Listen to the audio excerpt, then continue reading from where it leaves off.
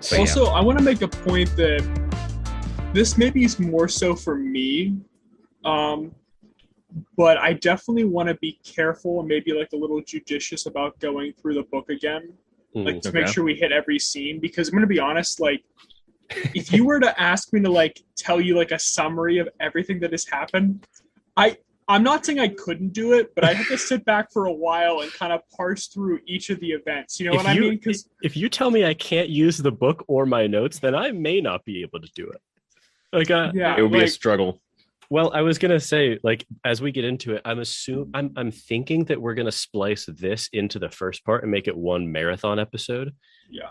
because that was Giffin's like feedback as well, and I didn't think it was wrong, like given what you said in the chat. But Right. okay, so this is to say we're picking up at something like 2/5 of the way into the book for me and Adam, and like 1/4 of the way into the book for Giffin. But Something approximating that.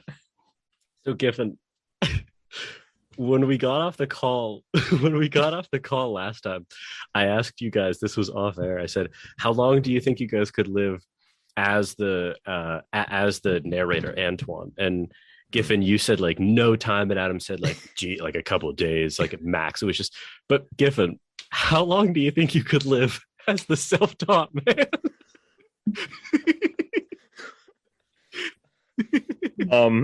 In light of the recent news, the unfortunate tragedy in the library, I like to imagine not a moment.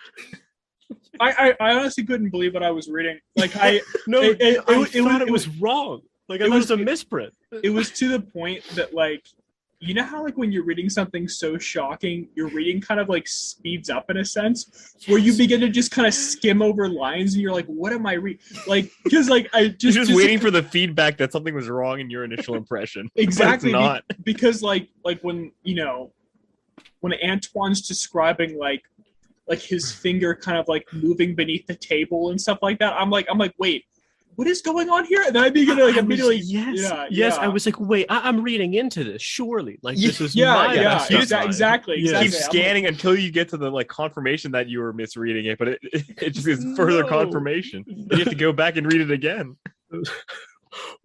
When the Corsican interviews, I was like, no. It's like, make it stop.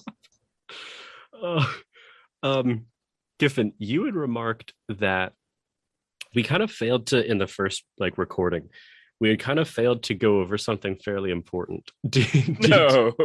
This is the same recording. Do you want to repeat those comments? Yeah, I actually don't know exactly what page it is in the book, but I can just pull up the text message. It seemed to have been possibly the most critical line to understand this work, and it occurred in like the first couple pages. Yeah. But we kind of missed it a bit. I have a note about it, and we actually kind of passed over I passed over my own note.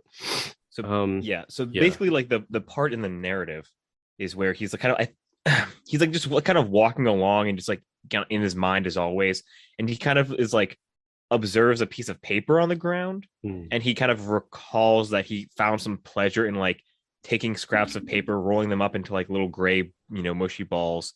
That's basically kind of like, that's really it. But he does it this time, and he kind of like stops, and like I think he just isn't able to go through with it, and he remarks to himself that he feels he isn't free.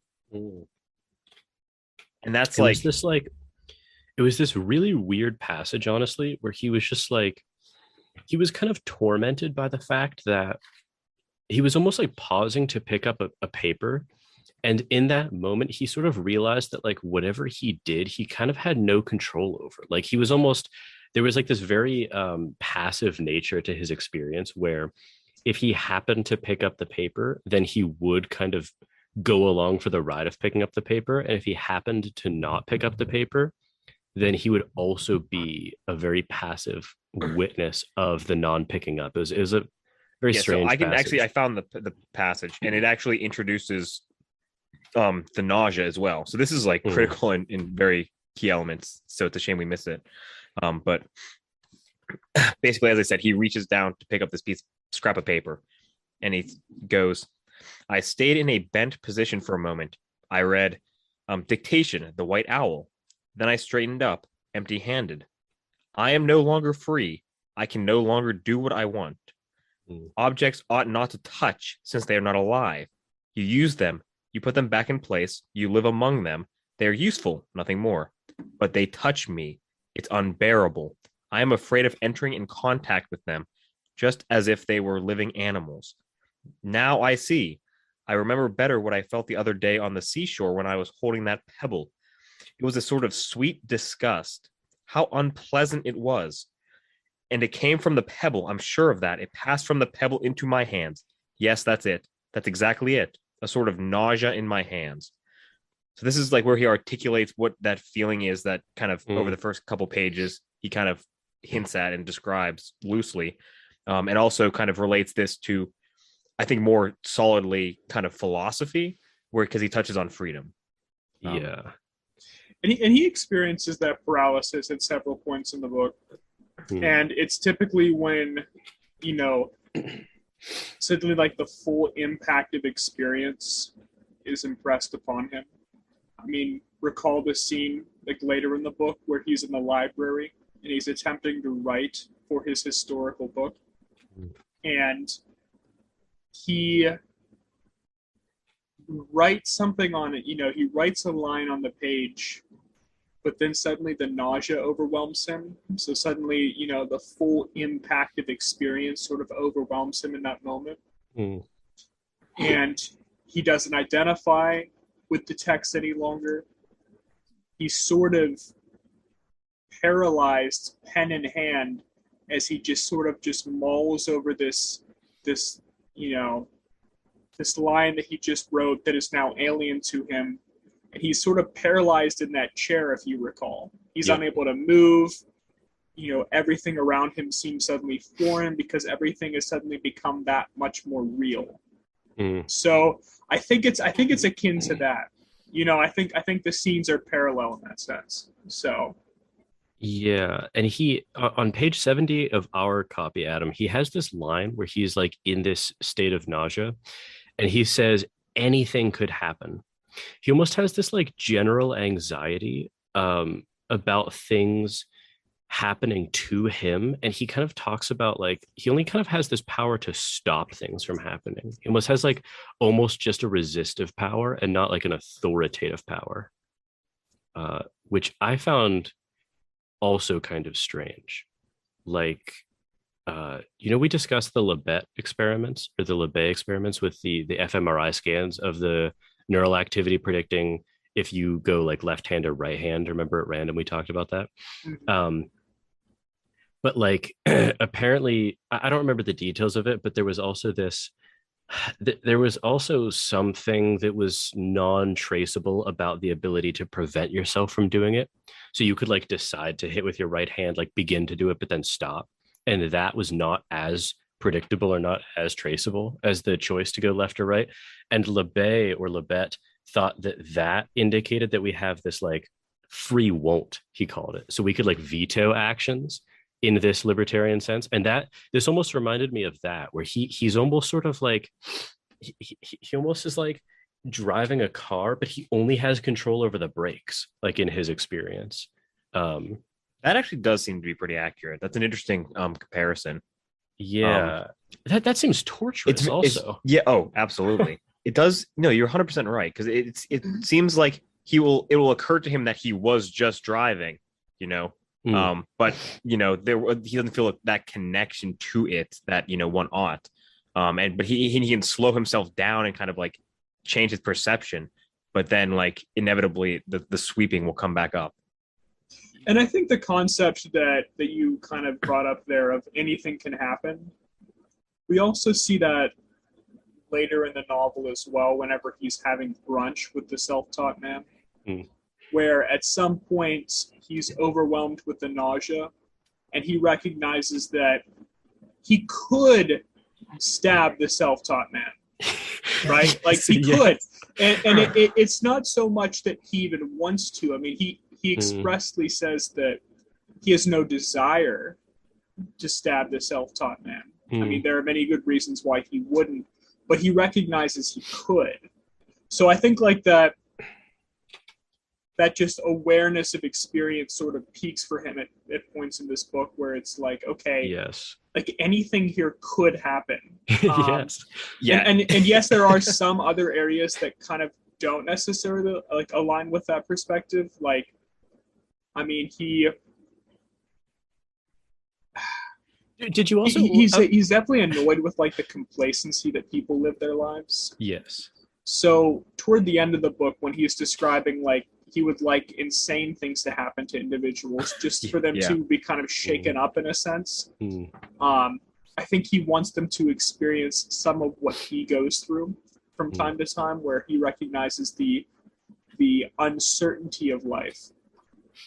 So yeah, I was thinking about that too, because I had notes about, so he's in this cafe with the self-taught man, and leading up to all of this, there were passages where he almost, on one hand, he seems to envy like men of action, almost to like recall to Dostoevsky. But then a few pages later, he then kind of switched from envying the common person. And now he thinks that their lives are sort of facades or even fallacious, you could say. And he has, I don't know, did you guys, I almost saw like a pattern of trying to have it both ways with a lot of things. Like he almost, he would, it wasn't like, because there were some blatant contradictions in the more aphoristic part one of the Notes from Underground, if you remember. But in this one, it was almost like these were very like hidden or covert contradictions, where he would just do that kind of thing again, where he would almost envy men of action, but then he would view them as sort of pathetic and like unreflective and like their lives weren't worth living. No, I definitely experienced that. It's it made it very hard to parse through. So I'm hoping to be enlightened in this conversation. But it does seem like there are just complete like contradictions that occur, whether it's like descriptions of like the nausea or like his observations. Yes, it's like things that cannot be reconciled, and they're not like easily laid out, and like the point doesn't seem to be as transparent in Dostoevsky, which is like the contradictions are kind of part of the point. Whereas this, it's like if you're looking, you'll kind of notice like the kind of fuzzy edges of contradictions. You're like, wait, am I misremembering what I read before? You go back, you're like, no, but you're like, this is kind of very subtle or not even really addressed at all. And then it just keeps going, and you're like, oh, okay. That's how it was for me. Like I had a hard time trying to come away with any lesson from this at all. Yes, yeah, it was a very dizzying read. Yeah, I think part of it is that, I mean, we can definitely see many instances where he extols the virtues of those who are men of action, who are less reflective in a sense. I mean, just examine like, his time at the museum, as he is kind of examining some of the portraits of famous men who helped build the town, who had a great impact on the town. And I mean, at least in some of the descriptions, he seems not only envious, but also praising of many of those men, in the sense that, these are people who, I think, kind of to borrow some of the language of that scene, they had a right to behave in the way that they did. And I think what I got from that was that they had a clear understanding of their purpose on this earth, and then they kind of manifested that purpose. But in other scenes, I mean, maybe like, later on, or actually, no, it was earlier than that, when he's at the cafe with the doctor and sort of like another decrepit individual, you know what I mean? Like, that one kind of cretin. I think he certainly thinks lowly of the cretin, but at the same time recognizes that it's a kindred spirit, someone who's lonely, someone who is, maybe experiencing these pangs of existential dread. Well, the kindred spirit can definitely be seen in like the very end, Jordan. You invoked the library scene, but in one of the even more remarkable like moments, our protagonist Antoine gets up and starts accosting the Corsican. Yeah. Well, wait. Let's hold off on that because Okay. okay. Well, here's the Do honestly. we want to go through this like through the narrative? Yeah, I mean, chronologically? the problem is like honestly, it's a very weird narrative in the sense of It doesn't provide a good foundation. no, it's so strange. It's like from a storytelling perspective, it's almost nonsensical. Yeah, Like I'd agree with that. it borders on like the absurd. I agree. I think like there's the book keeps time by providing like the day of the week in which the entry was written. Mm-hmm. But had you switched a few of those days or many of them, I'm not sure it would read differently. No. No. In fact, So I think that the majority of this book could have happened over the course of one day or 1 year, and it would hardly make a difference. yes. Yeah. I will say that I think it does escalate at a certain point with like towards the back end with Annie. Like I think from there to the end seems to be like kind of consistent arc. But before then, and even moments within it, like that arc, it's just completely interchangeable. But I don't disagree, Giffin. I mean I do agree with you that there is sort of like this build to the conversation with Annie. Yeah. But I think we should get into that because that climactic point that we're supposed to be reaching So strange. I almost felt like deflated reading that. It was Like, an anticlimax. Adam, Like I literally yeah. wrote a little deflating question mark Yeah. in my notes. I literally wrote yeah. that. the worst Yeah, part no, was I like mean, that was my last time experience. we had discussed because like I hadn't gone to the point where it was foreshadowed. But you guys were like, I'm very interested to see what like Annie has to contribute to this, and I'm like reading like just 150 pages later, and we get to this tepid kind of like half conversation, and then like 4 pages later it's gone. Okay, so so he gets Yeah, let's so go to where it. So this is I'm just introducing like the whole narrative arc of Annie because he gets a letter. So he's basically just like in his kind of journalistic or like he's writing in his journal in these sort of aphoristic ways while he's experiencing a very non-narrative existence. Then he gets a letter from Annie saying that she'll be in town in 1 week. There's some more aphoristic kind of self-reflective writing, and then I mean, the narrative really only happens, like you said, Giffin, that's like 20 or so pages of the book. So, okay, this is on Saturday. Annie gets to town and he goes to see her at her hotel. Does not he go to her? Oh, they're sort of meeting at a town, I guess. She's like staying in the town for a while, for like a week or so. And then she writes to him to come visit, I think. Okay. Yeah. But did you guys, okay, so like obviously it was foreshadowed that this was sort of, I think I said this last episode, it was like very clearly foreshadowed or alluded to that this was his kind of past and only love. It almost seems like this was the person he like for whom he experienced love kind of once and once only.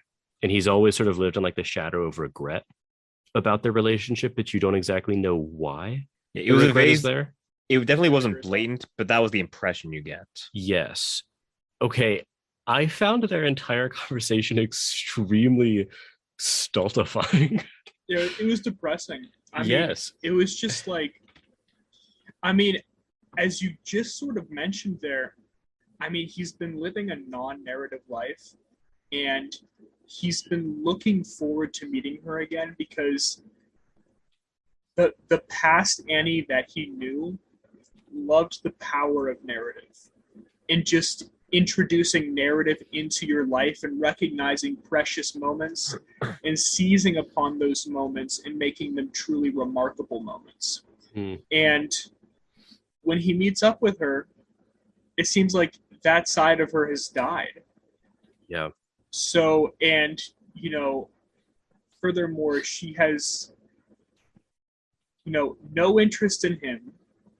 Like, I'm not even sure why she wanted to meet other than to maybe, like, it was like a bookend on her part. Yeah. To, like, just... I have a quote from her, which I found very disturbing. So this is, like, moments after they've met. And they're, like, engaging in this kind of very tense conversation. And she says to him, You're a milestone beside a road. You explain imperturbably and for the rest of your life, and you'll always go on explaining that Melun is 27 kilometers and Montegras, I'm butchering these words, is 42. That's why I need you so much. I need you to exist and not to change. You're like that platinum wire they keep in Paris or somewhere in the neighborhood. I don't think anyone's ever needed to see it. And that platinum wire is some sort of like an electromagnetic measurement or something. And she literally refers to him as like this mile sign on the highway that's like, oh, you know, there's like long drives that you like do several times to like go visit family or whatever, and there's a mile marker. Yes, you always recognize things. She literally compares him to something like that, which I found extremely strange. And that wouldn't be as much of an issue for me as the reader, but it was the fact that she wasn't using him as a milestone to show, or just to kind of indicate to herself how much she's grown. She's just using him as a milestone to see how much she's changed for the worse, in a sense. I mean, you know what I mean? It wasn't like she was like, here are the ways in which I've grown, that you and I would no longer be compatible. It's like, here are the ways in which I've like devolved. Here's how I've died, in a sense. And it's like, I mean, it was such a depressing conversation. It was a murder suicide of a conversation. It was pretty bad. This book honestly just like left me. Okay, so like Notes from Underground was depressing in several ways, but it was depressing with like a tone of insightfulness, or sort of it made me think like, wow, okay, this is a danger, some of which I'm particularly susceptible to. Let's kind of keep a watchful eye on that. This was just like, it just kind of made me like a little just unsettled and like not. I don't even know what to think. Like, I still do not know what to think from this book. Like, to be completely honest, maybe at the end we can kind of try to summarize our impressions or thoughts or lesson. But did you also notice in like the conversation, she was very insistent that he hadn't changed, and he was extremely insistent that he had. It was so odd. It was so, and it was like, you know, she was just like. She was like testing him as well. It was like a very, the conversation seemed extremely asymmetrical, where she like held all the power and she knew she held all the power, but like kind of wanted nothing from him almost. It was very weird. I think Adam was pretty much spot on, where like she wanted to use him to kind of confirm that like the past her has died. Like, she even tries almost. I mean, maybe this is just a sad attempt at like seeing if she can resurrect her past self by like, you know, hey, if you're the same, maybe I can be the same. But like it just does not last. And you know, whenever he confesses like that he has changed in this way, which he kind of sympathizes with her because he thinks like there's a strong similarity in the way that they've changed, but she kind of rejects it outright nearly, and then like says like this is not the same at all. And then it's just like the whole relationship is a shell at this point. It's so strange. Worse than that, actually. I have this is Antoine kind of reflecting after the first few minutes of conversation. He says, she seems to be speaking of today rather than yesterday. She has kept her opinions, her obstinacies, and her past resentments fully alive. Just the opposite for me.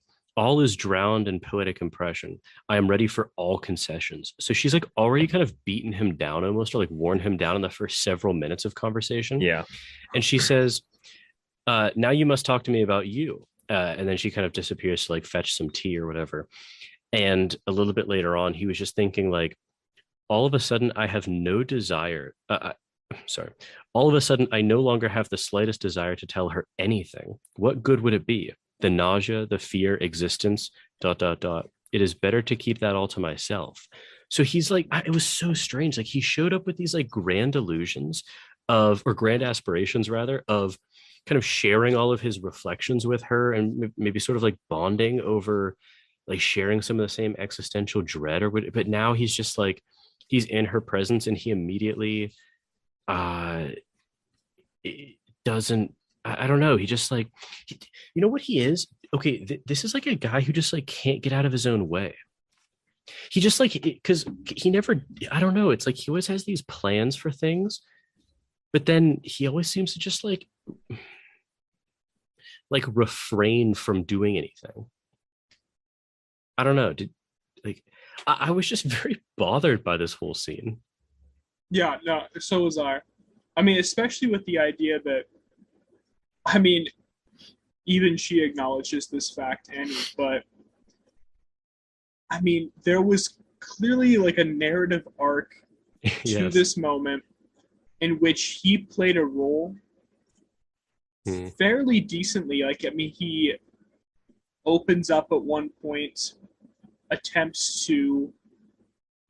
I mean, he does bare his soul at one point, and he says so like almost like in a passing aside, right?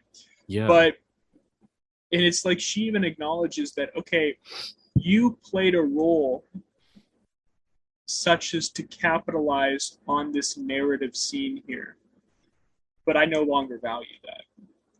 Yeah. You know what I mean? Where she's like, poor soul, or at the very end, you mean? Yes. Yeah, yes. She's like, you finally played your part. You're no longer the fool, but I care not anymore. Exactly. Yes, exactly. yes. So it's what like a horrible note that. I know, and then she tells him literally, like, I don't know if your translation said this, Giffin, but she just says, "Get out."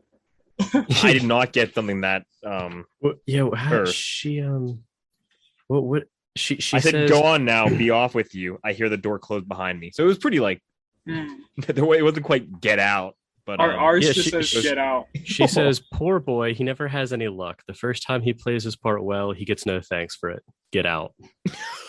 No, Yeah. mine it was a little bit gentler, but "go on now, be off with you" still isn't warm. Well, it's much better than "get out." Yeah, no, "get out." When I read that, I was like, oh my goodness. No, that is just horrid. Did you guys catch there was also this it was again in passing. There was a hint of why their previous relationship never succeeded. She says to him, "You condescended to inform yourself, and that's the whole truth. You were kindly and distrait, like the old ladies who used to ask me what I was playing when I was little. At heart," she says dreamily, "I wonder if you weren't the one I hated most." And there I almost took her to say, like, this is her side of things, obviously, but that seemed to indicate that he almost never treated her as like an equal in the conversation. When he says, "You were kindly and distrait, like the old ladies who used to ask me what I was playing when I was little," there's that way in which how you ask a kid like questions, but I don't know, like kind of like a game. You obviously, you're not interacting with them in like the full scope of the way like I'd interact with either of you. You know what I mean? Yeah.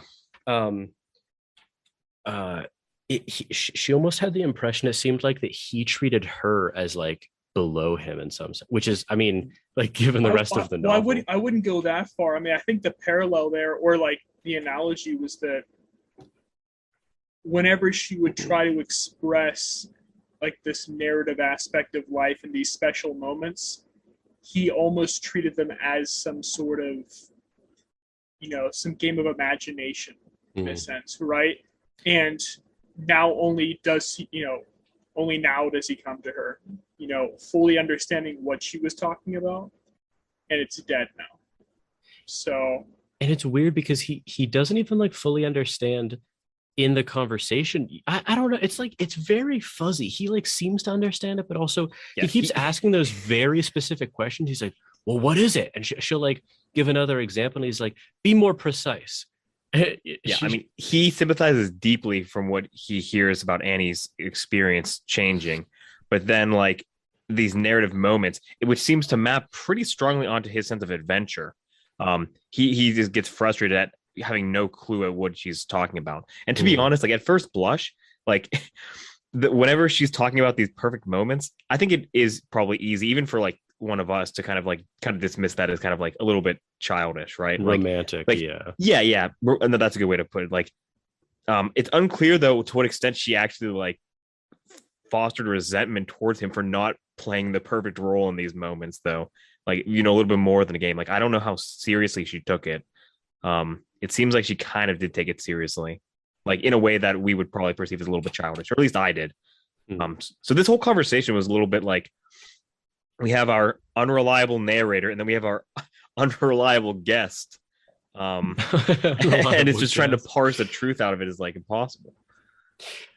I did sympathize with both sides a little bit, in the sense of like, I don't know, again, it's like very difficult to talk about specifics with the requisite anonymity, but have you guys ever had those moments in your life where it was just like, it was sort of primed to be a perfect moment and you just sort of failed to complete the circle? Like, I know I've definitely had like a few of those moments. I'm sure. I haven't thought about it, but I'm sure. Yeah. All you have to do is imagine some instance of past oafishness, and you've probably got to get the picture. Well, yeah, but it needs to be like the perfect moment. Yeah, it has to have potential to be, because I took this is me like falling for her romanticism a little bit, but I actually don't think it's wrong, where she's pointing to the fact that like, okay, not all moments are created equal, obviously, right? Like, it doesn't matter. It matters less like what I say over the next 20 minutes than another 20 minutes in my life could matter. Do you know what I mean? Like, any given span of like a minute or like a few seconds or whatever, like they're not all created equal in terms of importance for the rest of your life. And there are these kind of like moments during which you have the opportunity to make it a perfect moment. And he just seemed to like fail at all of those. It wasn't even his fault necessarily. And that's kind of how I feel like about myself. If I think about moments in which I failed to make them perfect, it wasn't even my fault, really. I mean, like, I'm obviously culpable for it, but I almost get the sense of just like non-agential regret, where it's just like, it is unfortunate that it did not occur. Yeah, because it was just like, I don't know. I mean, like, I really couldn't have done like other than I did. But yet it's like very, very regrettable that that like things didn't happen differently. That's interesting, because like I really just did not. I mean, I didn't know how to take her comments like seriously, like, to be frank. Which was describing like these perfect moments that he kind of just kept flubbing. I'm like, I don't know what you're talking about either, lady. Well, here's the thing. I mean, like, she gave a good example where she said, okay, she's like, do you remember like the first time we kissed? And she talks about how even though she was in discomfort, she was like sitting on like a thorn or something, on like brambles. Yeah. Yeah. But she said that she had a duty, you know, to uphold like the significance of that moment and to kind of like lose herself in the moment rather than allow other things to destroy that moment. So it was like, and she mentions that several times, where it's like one has the duty to kind of fulfill perfect moments. Duty was mentioned a few times. I don't know. I think it was mentioned outside of this conversation as well. But yeah, I don't know. This is just kind of like a through line for this entire novel for me, but like, I just had a hard time relating. Like, I mean, I heard the examples. I'm like, lady, just move. Why are you sitting on thorns for this like fake moment? It could be as simple as like something as this. Like, this isn't like, you know, an example from my own life, but it's one that just like came to mind. I'll also think of some from my own life, but I mean, like, imagine like on like a romantic evening, you're like stargazing like out in the middle of like, you know, the countryside or whatever. Sure. But you're very cold though, right?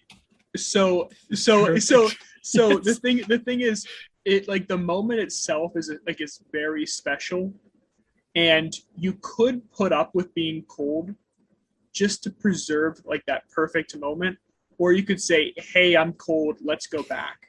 You know what I mean? And that would kill the moment. And there's almost a sense in which you're not cold, even though you are. And she points to that fact. Exactly. Yes. Exactly. Yes. Exactly. You have to lose yourself in the experience rather than focus, and it's your duty to. So yes. So that's what came to mind there, is kind of like as a good example there. But that does seem like a good example. But again, maybe I'm just the least romantic person on the planet. But like, to me, it's like, I'm prepared to believe that. I'm prepared to kill these moments.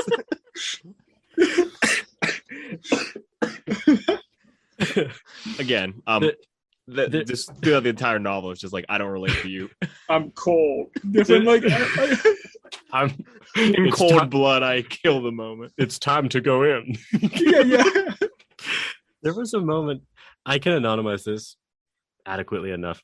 There was a moment, I'll never forget this moment, and it's like it's one of like my biggest regrets ever. Actually, there was like a moment in college, where there was like a girl that was kind of a friend of mine, and like one night it was kind of revealed to both of us that the feelings were mutual, and because of the circumstances, I failed to reciprocate the kind of I failed to reciprocate the like communication that was required in order to like make it work in some sense, or like give it a shot. And it literally was, it was like this, it was just like the stupidest like instance of non-action on my part ever. Like it was just, there was no reason not to do it, but I just simply failed.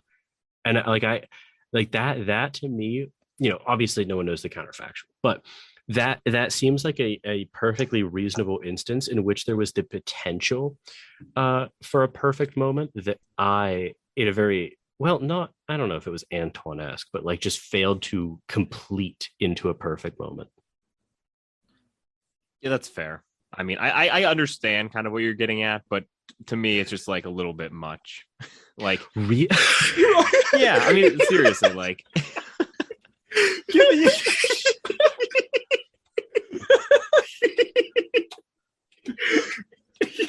Giffin, I'm surprised that star example didn't do it for you there. It was a good example, but like, I don't know, like you can't think of merely matter and motion. You see, you can't think of like a time where, I mean, it's so easy with romantic things. I can think of things non-romantic and romantic that kind of fit the general description, but I just like in reading this, I guess it wasn't clear what purpose it served, and then from like an interpersonal level, I just kind of felt like that. I don't know. The idea of the perfect moment doesn't really map on really well to me. It's like you kind of fail at a moment that could have developed into something, but like, what about this? Yeah, hang on. I'll give you another example, one that maybe kind of relates to all of us. Sure. What about some of those late night conversations we used to have when we were younger, like during sleepovers, right? Sure. Where a lot of those conversations, I'm talking about the good ones, you know what I mean? Thank you for clarifying. No, I'm talking about the ones that are like etched. Not the ones you were a part of, given the good ones. No, but like you can definitely think of like a few that were like especially good, right? That like, we all like, felt quite satisfied with the conversation. It was super interesting, late night. Like, what if someone had said like just when the conversation was getting good, like, hey, I'm tired, I should go to sleep. That kills it. Even if you are tired, like, you like simply have to like override the tiredness, but it's not even overriding it because you get so enveloped in the conversation that you are no longer tired. Yes, yeah. Exactly. No, I get those two things. To me, that like, is that a perfect moment to you? Like, it seems like more of like kind of like, you know what I mean? Like my problem is one of the best moments we have, like in memories. You know what I mean? Like it was pretty perfect. It was all right. I have fond feelings for that, but my point more so is like the formulation that is given by Annie here of like these like very perfect moments, like instances where like kind of like the universe, like every single star aligns, kind of, you know what I mean? Like as if I like, you know what I mean? Like I don't disagree. Like, yes, I understand the idea that like there's, you sacrifice a little bit because there's like something there that is, worthwhile to, gotta capitalize on it. I understand that point. My concern was primarily with like the formulation in here that Annie gives, and then also in a more broader text, like how this serves the purpose of the novel, which I am not sure it has fully. Because like, so I'm thinking that what Annie means by perfect is not like, it's not some like meta. It's just like the best that moment could have been. No, like, I actually do feel like, at least whenever I read it, maybe this is a translation thing also, but I do feel like there was kind of a metaphysical angle being kind of prodded at there, where it's like you're failing, not just because like, this could have been like something and you're just like oafing your way through this, but like there was something like cosmically that like has been corrupted. No, I don't think that is like the magnitude what I have kind of imparted onto this conversation. I wasn't getting the sense from her that it was like teleological, like things had been building up to that moment. I would interpret it like a little bit more, with a little bit more parsimony, where it was just like, okay, you're sort of like at this moment, and it's like a very pivotal moment, and you can sort of choose to make it like through your action.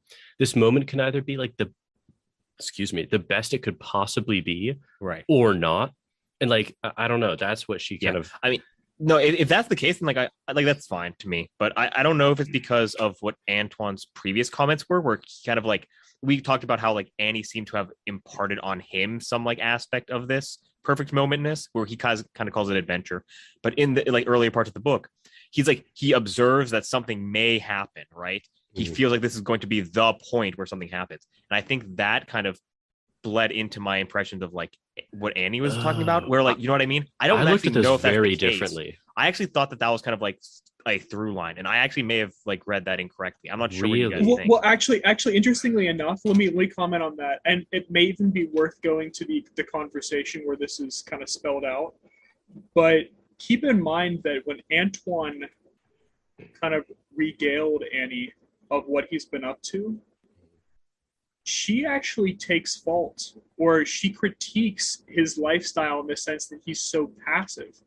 He still doesn't act in those moments.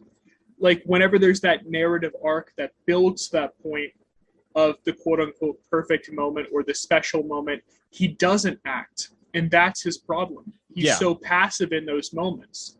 So I think that's the difference between the mindset of Annie that we're talking about and the behavior of Antoine, is that Antoine is a passive character. No, he doesn't seize the moment. I 100% agree with that impression. I think it's true. But my point was more so in terms of like how Annie's characterizing this idea of a perfect moment.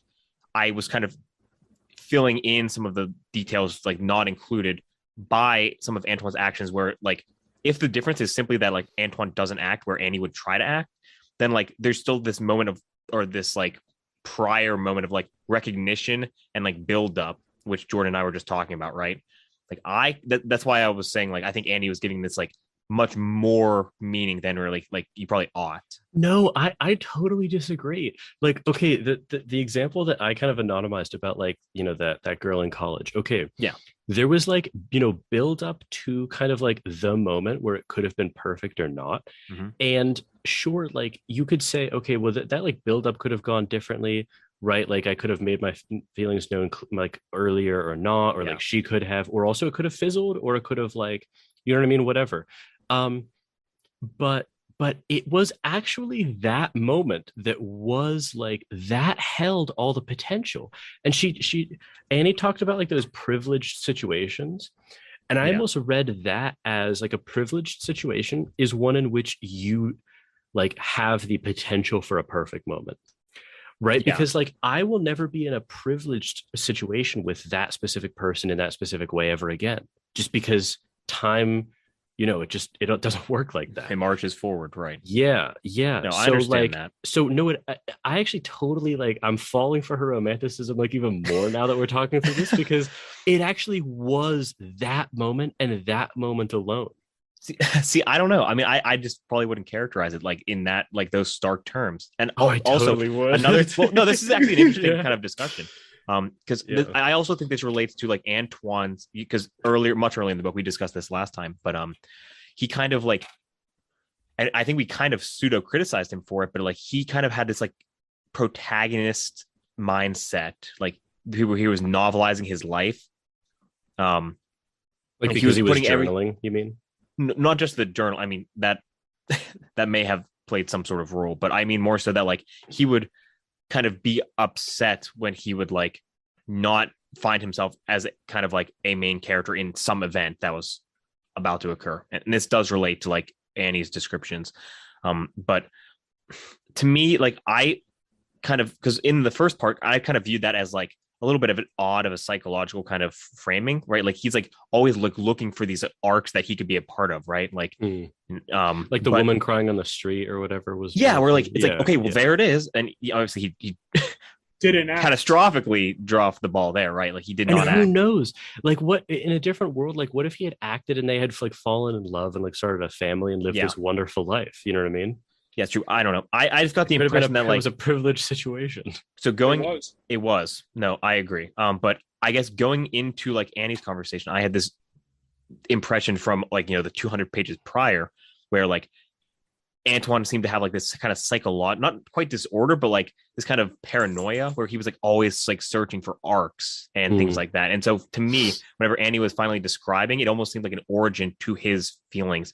And all of this to me had seemed at this point like it's kind of an overblown, odd kind of phenomenon, like an odd way to live your life. I understand like the idea of like, yeah, you kind of really blew these kind of like key moments, or like, you know, your inaction led to, you know, closed possibilities. Like I get those, but like I did, and again, easy to disagree here, but I did impart a very large scale to like Annie's comments about these like precious moments. These weren't just things like that she's just trying to like, you know, not blow opportunities. These were things like she oriented her life around, and then like her like because those things no longer have weight to her, she is dead.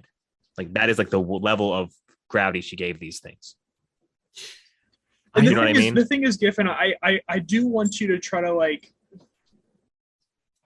I guess, distinguish between the way Antoine lives his life and the critique we both have for it, both us and Annie, in the sense that, yes, he does attempt to narrativize his life, but he expects things to happen to him without any action on his part, right?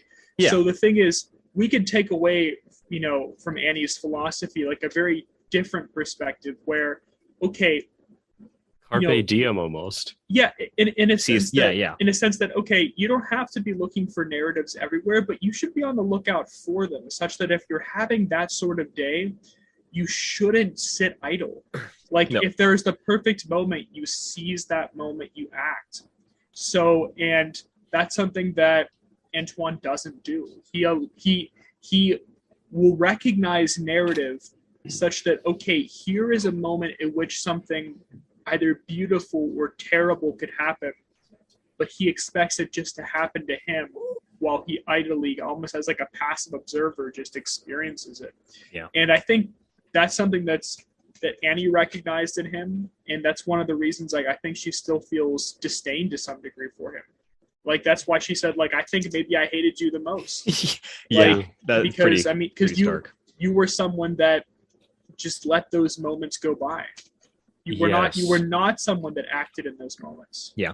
You know, I think I'm willing to see Annie's perspective a little bit more clearly now. Like I totally like again, this might be part of my critique of Sartre in this book, but like I was trying to find some like maybe this was influenced a lot by reading Dostoevsky before this, but we could like see the purpose of these kind of things, like the relationship between the like parts, or like the relationship between like the, you know, small arcs that happened in the narrative. Like these seem to serve a purpose we could discuss and then like flesh out and then observe. But for me here, it was like I wasn't sure the relations like between the narrative and the philosophy, and the narrative and the psychology was a little bit easier to understand. But Antoine's definitely no hero in this book. I mean protagonist in the sense that we follow him, not in the sense that no, of course, that's what I mean. Like the philosophy is not like coming from his behavior, right? Like it's like an anti-philosophy. No, exactly. It could be like, okay, it's the antithesis of how he lives his life. Yeah, I mean, Dostoevsky also introduced a character with which to kind of critique, you know, that outlook. So, but it was just a lot less clear for me here, just personally. But I will at least admit that I can give Annie's view a little bit better of a light. I thought like originally that we were kind of just seeing like Annie imparted onto Antoine kind of these views. I mean, it's true. Obviously, there's a huge difference in like the way they behave, but I kind of view them both as kind of like perceived as less healthy psychologically. But I think I was imparting some of Antoine onto Annie, which wasn't necessarily written. This is related. At least tangentially. Can I read? Yeah, please. When Annie says, this is like when she says that she's outlived herself, which I found very interesting. She says, she's talking with Antoine. She says, I outlive myself. This is then Antoine writing. The tone does not correspond in any way to her face. It is not tragic. It is horrible. It expresses a dry despair without tears, without pity. Yes, something in her has irredeemably dried out. The mask falls. She smiles. I'm not sad at all. I'm often amazed at it. But I was wrong. Why should I be sad? I used to be capable of rather splendid passions. I hated my mother passionately. And you, she says defiantly, I loved you passionately. And then she continues, all that is over, of course. And Antoine asks, how can you tell? And she says, I know. I know that I shall never again meet anything or anyone who will inspire me with passion. It's quite a job starting to love somebody. You have to have energy, generosity, blindness. There is even a moment in the very beginning when you have to jump across a precipice. If you think about it, you won't do it. I know I'll never jump again. And I had that last line like double underlined and highlighted where she says, there is even a moment in the very beginning where you have to jump across a precipice. If you think about it, you won't do it. I know I'll never jump again. And at first, I kind of thought that was a very childish line, but then I reflected on it. And I actually think that might be the best line in the entire book, because wish I could find it. It's on our page 145, but I don't know what it is for you. I'm sorry. I'm sorry as well.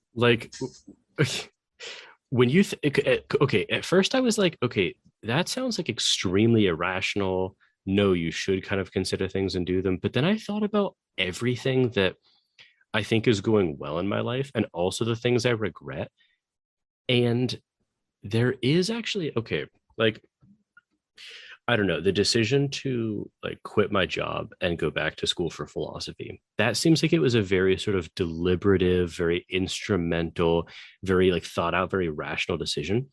But actually, upon reflection, that's not how it happened. I almost sort of realized one day that was my plan.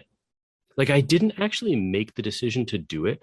I almost realized that I was in the act of pursuing it. And going back to the example with the girl in college, the very problem there was that I didn't jump across the precipice. It was just I was just held back by inaction, indecision, not, there was just some. Was it the thought that poisoned the well there, or was it just kind of general? Yeah, inaction. It was inaction. It was thought adjacent. It was just okay. There was no, I just failed to, there's no other word than act, honestly. Yeah, no, I understand that part. But in Annie's, she was describing how the thought itself will, necessitate the failure. Yeah. I was just curious if you mapped onto that part as well. I kind of did in a lot of ways where you don't think about it. I never decided to be friends with either of you. There was no thought behind that. And there wasn't even really a thought of I don't know, starting these discussion podcasts or whatever. It obviously in some sense there was, because I had to ask you guys if you wanted to do it and that kind of thing. But it was I almost the very moment of deciding was synonymous with beginning the action or forethought of planning it out. There was no, excuse me. I don't know. Does that resonate with either of you at all? It does. Can you read that line again though, one last time? I can't for the life of me. No, yeah, I just want to hear it again. Yeah, I'll read that final paragraph. She says, I know that I shall never again meet anything or anyone who will inspire me with passion. It's quite a job starting to love somebody. You have to have energy, generosity, blindness. There is even a moment in the very beginning when you have to jump across a precipice. If you think about it, you won't do it. I know I'll never jump again. She almost seems she almost has she's lost that childlike wonder almost. Do you know how there are things that just inspire excitement in you, and there are things that don't? It's almost everything falls into the category of non-exciting for her at this point. Yeah, and I think you you have a good example there where you typically, I mean, we all regret actions of ours, but certainly the one, like the things that haunt me the most are moments of inaction. You know what I mean? Where it's like I didn't act at points in my life. Yeah. So, and there is sort of like some leap of faith involved in a lot of action. Like whether it's like, you know, to capitalize on a special moment or pursue a dream. Yeah, and it's not that we can't regret those. It's that those, if we don't act in those moments, those do haunt us. Yeah. And they're actually gone. Like, yeah, and she does sound dead upon reading that paragraph. Yeah. Once again, because if it's, you know, if you can't take those leaps anymore. Yeah, it's almost as if she decided that like the scope of possibilities will not justify the leap. Like it's just, I don't want to say just pessimism. It sounds like really just depression. It honestly, like, dude, reading that, like, really, really, it just kind of made me very sad, honestly, reading that. Like, I don't know. I mean, I actually think it's hard for me to imagine a life without that at this point. Like, honestly, like the points where I have been the most depressed are kind of moments or chapters in my life where I don't see a way, you know, kind of like my view of those energizing potentials are shrinking. Do you know what I mean? Like that I don't know if this is like idiosyncratic for me, but that is when I get like very, very depressed. Yeah, I completely agree with that. 100%. It just, I don't know. It's like, you know how different mornings, depending on what you have planned for that day, you wake up with more or less energy. Like whenever I go camping with Brian and I wake up, it's crazy. Giffin knows this more than Adam. I need coffee in the morning. It's problematic. It's a problem. I need coffee in the morning to be like functional mentally and even almost like physically sometimes. And there is one scenario in which that is not the case, and when it's like when I'm camping with Brian, like I don't need coffee for the entire trip, and it's crazy because I just like wake up having slept on like the hard ground all night with like bugs, and I have like energy, and it's crazy because I'm just looking forward to like the hike so much. And it's almost like she's lost that feeling to any degree. Like she doesn't know why she's waking up any morning. Yeah, and she's decided that those moments are just impossible to feel again. And I guess this is just more of an aside for people who haven't read it, but she does say that she was once an actress in plays, and now she seems to be some sort of like concubine almost, or like a concubine. I don't know. I wouldn't go that far. I mean, she seems almost like. I wouldn't go concubine. She's concubine adjacent. I think she's found a guy who like will bring something for her, but like there might not be a huge spark. You know what I mean? Yeah, it also seems like she was with him to survive, though. Yeah, I can't tell the age of the guy. I mean, she just said that he was like, or Antoine just said he was like a handsome Egyptian-looking guy, kind of well-built and younger than her. Yeah, so I don't know. So yeah, I would agree with Giffin's characterization that she found a guy who will take care of her, and clearly there's some sort of sexual relation there. Yep. But I wouldn't go concubine. So she's like one of King Solomon's concubines. So one of the 500. Yeah. Obviously, I was putting a more modern spin on it, but okay. I definitely see the philosophy of the book now. Do you guys kind of see it too now? Oh yeah. Yeah, like I definitely I was going to say sure. To a lesser degree than you do, apparently. No, because the thing is, Giffin, like it's like, I mean, they're like the famous Sartre quotes where it's like, you know, man is ultimately condemned to be free. Mm-hmm.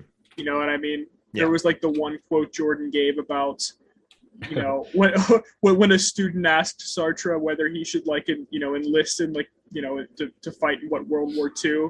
Yeah, and, or like, stay home with his aggrieved mother because she had lost all of her other sons, and he was like, "You must choose." Yeah, the only advice I can give you is to choose. Yeah, so, yeah. No. So it's like you must act, and that we can see here like the life of someone that doesn't act right here, like someone that ultimately is just lives an extremely passive life where he like dips in and out of like just being fully cognizant of like existence and consciousness, but doesn't act, but lives a very passive life otherwise. It's unbelievable how passive his life is. It's like the apotheosis of passivity. Like you can't, it's hard to imagine a life that is more passive than his, to be honest. Can I, so I was going to say, like, in wrapping up the narrative part, because it's relevant to like the inaction, she's leaving the next day to go to London. I don't remember. London, yeah. London. And he shows up. This was maddening to read. He shows up at the train station. He sees her and her Egyptian prince getting on the train, and the guy leaves to go get, I don't know, like a newspaper or something for the train ride, and she sees him, and she just stares at him, and he just stares back, and then watches the guy get on the train, and it leaves. Like, it was like masochism almost. Like, were you guys like extremely angry with that? It was just, once again, his inaction. He showed up expecting everything to be taken care of for him. Yes. Yeah. Just to like pursue this girl in one last ditch attempt, just to stand there on the train station, on the platform. Yeah. And it's like, I feel like that was a pretty powerful scene where it's just like, once again, Antoine doesn't do anything. He doesn't do anything. He does like the necessary behavior in order to put himself in a position to act. Yes. And then doesn't act. He's like one of those chronic people who writes like 98% of a paper, but doesn't finish the 2% that would be required to like submit it to a journal or something. He strikes me as, he does that with his like history. It's true. Right? He writes it for what, 2-4 years, and then he just one day he's like, "This is dead." That's actually true. That's actually true. Yeah, I forgot about that. Yeah, I forgot too. Yeah. So I guess like I agree with that point. Like, he is a chronic inactor. But I don't know. Did you feel like there should have been more to it than just that? Because I think as psychology, this was an interesting kind of read. Although kind of difficult in the sense that it's a lot of the same, and like depressing at points. But like whenever you were referencing the philosophy, Adam, you actually just referenced 2 quotes that aren't from this work. You referenced like Sartre's quotes, which like part of my problem isn't like that I couldn't conceive of like what Sartre would believe after reading this. It's that he doesn't really spell it out very well.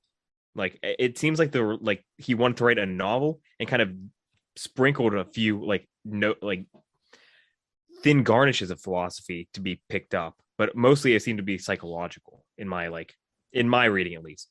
Like, well, did you guys grasp more than just like read this and be horrified, and it's supposed to like tell you how not to live, and it's like, okay, well, what's the opposite of how this guy lives?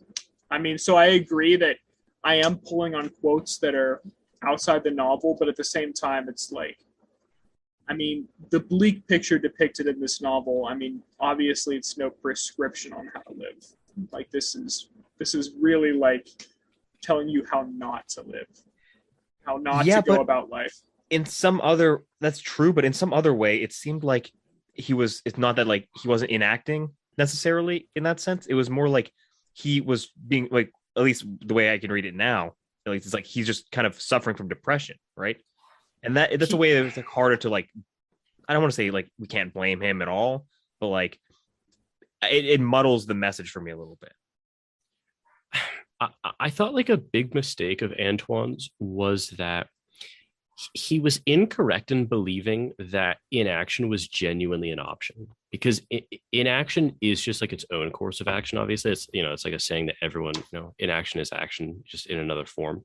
But this guy seemed to be the like reductio ad absurdum of that view, where like I don't know, like think about it. It's just like I think this is almost like taking the question of like, you know, everyone is either risk averse or not to some degree. And this guy's almost just like, okay, what if someone is just like as risk averse as you could be? Like, what would that life look like? And I don't know, like if I just think about, I don't know, it's just like a dumb example I keep going back to, but I think about like that girl in college, and like my inaction there seemed to be, it was almost like it almost psychologically, it was like a very Antoine-esque experience, but because it seemed to be almost a sort of like it was almost as if like Antoine almost believes that you can like press play or pause on the video, like on like a you know, a movie you're watching or whatever, and just sort of take time away from the movie, but you can never actually press pause. Well, the more probably appropriate comparison would be with a novel. Like you can just put down a novel. Like he invokes novels, I think, a couple times here. Well, like, but I think that's more disanalogous, because it's just like I think the point that is like maybe one of the points you could take from the novel is like, okay, like life is almost like a movie of sorts where you can't press pause.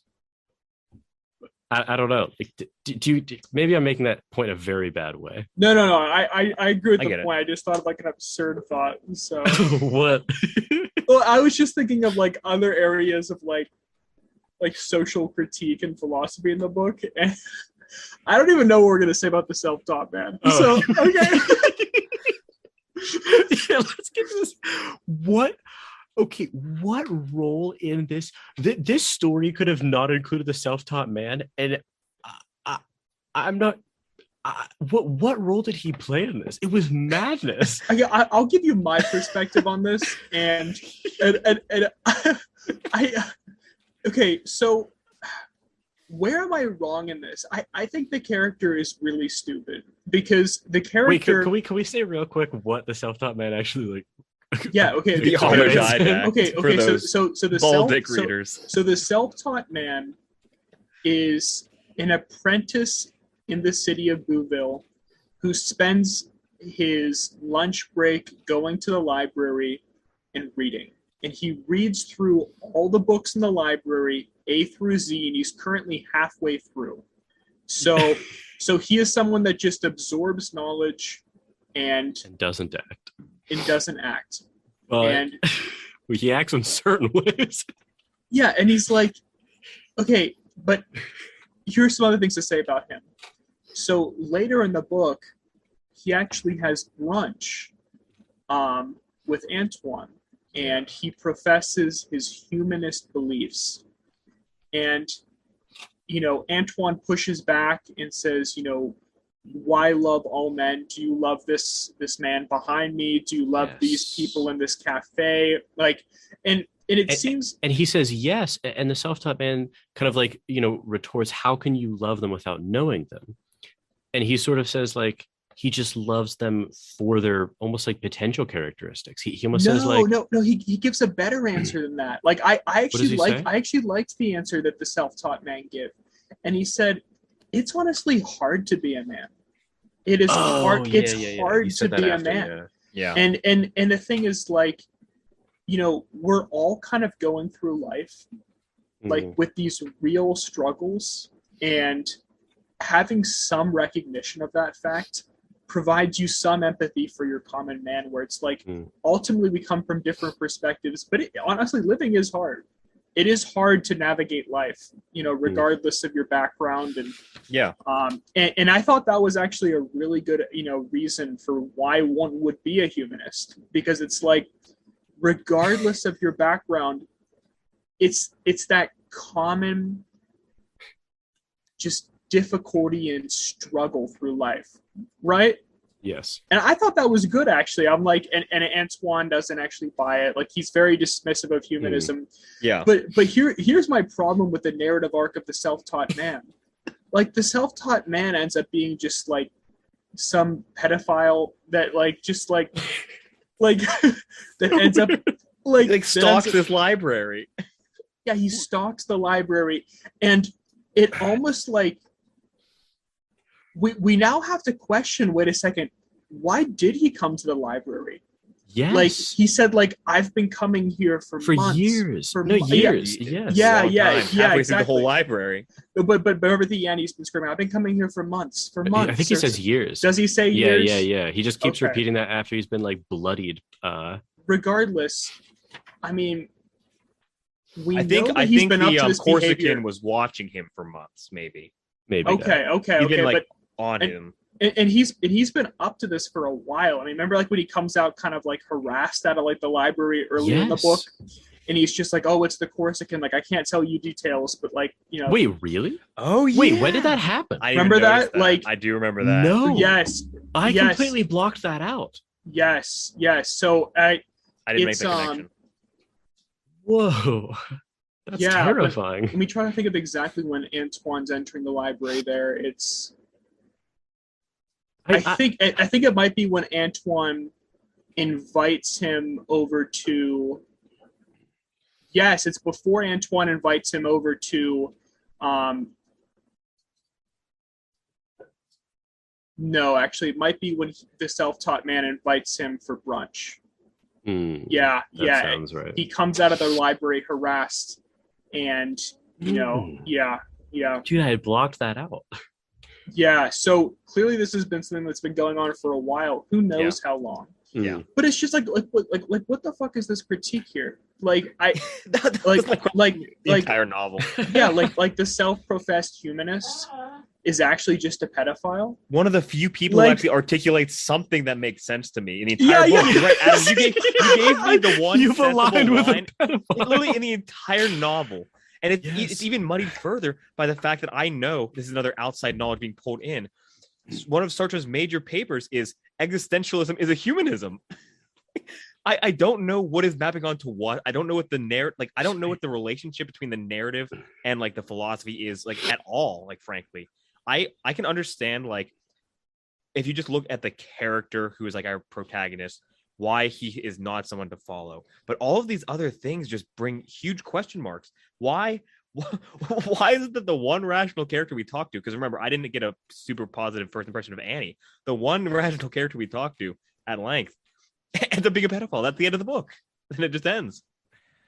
Yeah, and it's frustrating. He's actually not a deplorable character either, because Antoine has a certain disdain for everyone. Yeah. So considering how he depicts everyone, I mean, he actually like will attribute a lot of positive attributes to the self-taught man. Like, there's like a certain charm to his voice at points. I mean, he's someone that like spends his days trying to like educate himself. I mean, even like his breath is like coffee and tobacco, which isn't like not terrible. It's not like it's not like terrible, but you could definitely have worse smelling breath though than coffee and tobacco. It was viewed nostalgically, it seemed like, in this case. By I mean, Giffin. Think of like everyone else he described, like even the girl. I know. Even the girl. I mean, this is like a major throwback. We don't have to dwell on this, but this is even like, remember like the flashing scene where the girl is like, there's like some young girl who's like across for some older man at the park. It's the day where there's like mist around the city, and Antoine nearly accosted. Antoine thinks that there's almost like there's like this underlying sort of menace to the city in a sense, and he sees like this man sitting on the bench in the cold in the mist in the park. Right. And he sees like his red ears just poking out beneath the cap, and he's in a trench coat. And like, so like this is like upon like him exiting the library. But he walks by the park, and this is like kind of like a scene far away from him, but he sees like a young girl like running down the park, and like the man rises up with like a wicked grin on his face. And it's just like, and he says that he can like see his eyes, and he looks like half asleep, with like almost like this. It's a just very disturbing scene painted. Do you remember what page was this on? Yeah, we should read this because Sartre has this way of like, because this was my experience reading the like the library scene with the self-taught man too, where he has this way of like describing things where you're almost questioning your own ability to understand what's actually going on, because he just talks about like there was a finger, and it was like it was so strange. It's so abrupt. It is extraordinary. Like basically, it's abrupt, but it's also not, because you're like, no, you're like, there's got to be some other interpretation. Abrupt here. in the sense that usually we're interrupting like Antoine's random like train of thought, and then it's just like then it's the vivid description for paragraphs about what's occurring, and you're like, what? Okay, I found it. It's insane. Okay, read it. Okay. I was going to push open the gate, but the expression on his face stopped me. He wrinkled his eyes and half grinned, stupidly and affectedly. But at the same time, he stared straight ahead at something I could not see, with a look so hard and with such intensity that I suddenly turned back.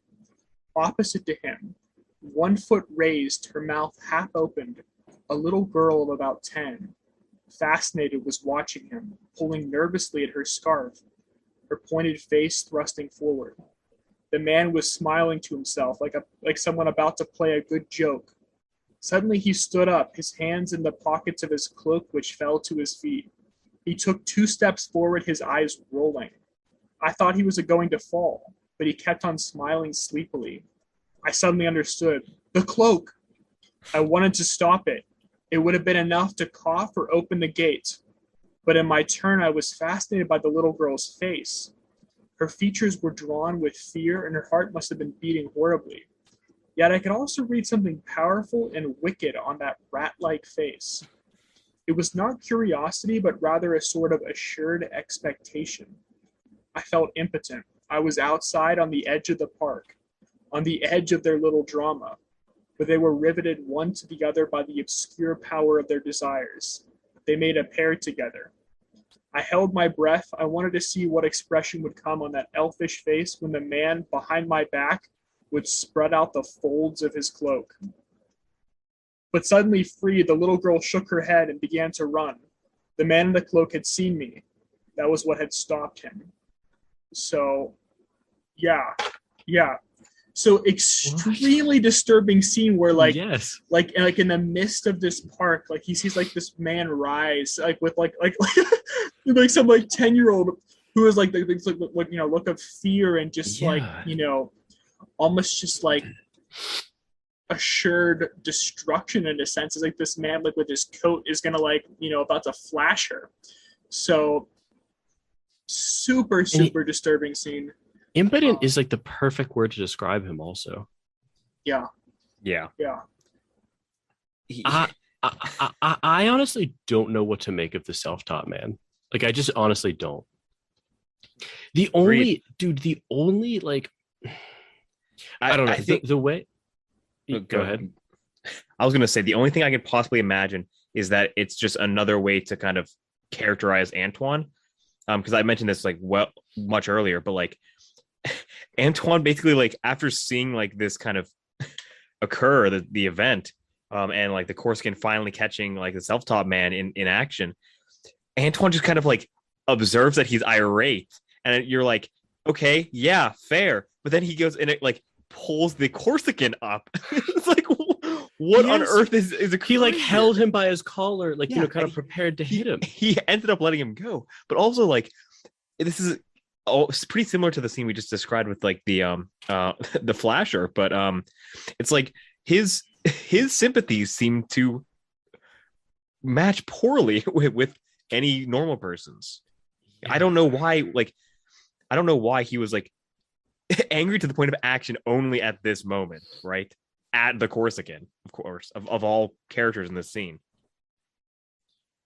And there's definitely a critique there of, someone who, once again, like you said, is like Antoine in the sense that he is someone who is full of inaction himself. And even when caught in the act, it seems like it was almost something that was like, almost like robotic behavior on the part of like the self-taught man in a sense. It was like it was the impression that he expected this for like months, and he's just like finally working through the motions. You know, it's like, oh, my time has finally come. Like, yeah, like the whole thing was like, once again, it seemed like very passive behavior on like the self-taught man's end too, where it was like he's just absorbed in books all the time, never really experiences anything, but then like tries to like feel up a kid, but even then it's like there's not like a lot of like reflection on his part on that. I don't know. I mean, like, yeah, I don't know. I don't know with this. There were some odd inclusions in this book that I'm not sure the purpose of. The only thing that like the self-taught man made me think about is, I mean, obviously this is an extreme example, but there is this strangeness to life and strangeness to characters where like there kind of will be just like very strange characters that like you kind of just witness in your life and then they're gone. Like there's no kind of like cathartic moment with the self-taught man. Like he never confronts him. It's like weird. He never agrees nor disagrees with what he's doing. Like he doesn't, I don't know. It's just like he was almost like witness to the whole thing. And it just made me think about how there are like just very strange moments in life where you'll have either these like brief encounters or just like witnesses of people who are just kind of deeply strange. And that's it. There's never a resolution. I don't know. It just seemed to like some of like these characters, I totally agree with what you're saying, but it seems like some of these characters only serve to like confirm some of like Antoine's views on people. Like, you know what I mean? Where like they just, I mean, like the guy sitting in the park, like Antoine viewed him as like a menace. And it's like, okay, typically if we pass someone in the park, they're not actually a menace. They're not actually a menace. But this guy was like painted as like one of like the most wicked creatures from like the Spire. You know what I mean? Just like, you know what I mean? Like, and it's like okay, so people in that situation should be viewed that way because they're very much capable of that. And it's like the self-taught man. It's like, yeah, you're totally right. There are just like life is crazy and people are capable of like lots of hidden things behind the scenes. But it's like, well, what's the takeaway here? Like, you know, someone of like who's well-read and has like come to like a philosophy we all agree with, and even like the author agrees with, is ultimately like a pedo. And it's like, yeah, it's not that it can't happen. It's that why was that included? Why should it have happened? So I have no idea. Yeah. Because like it wasn't even like it wasn't to serve some other aim. It wasn't to honestly, even like the juxtaposition between Antoine and the self-taught man, you know, before you realize the wickedness that he possesses, that's not even that relevant. It's not even like that. I mean, Antoine is hardly even interested in the conversation as it's occurring. It was I don't know what to make of that besides the connection there to like life actually can be that strange sometimes, but that's not like an extremely didactic point on my end. no. Yeah, I basically am just searching for something that means more than just kind of like at face value. It's like, that's a curiosity when you think about it. You might find a pedophile in a park. like there, I just felt like I don't know if I just set expectations, but like I'm reading through this and I'm just like, there were flashes where I was like, not those kind of flashes.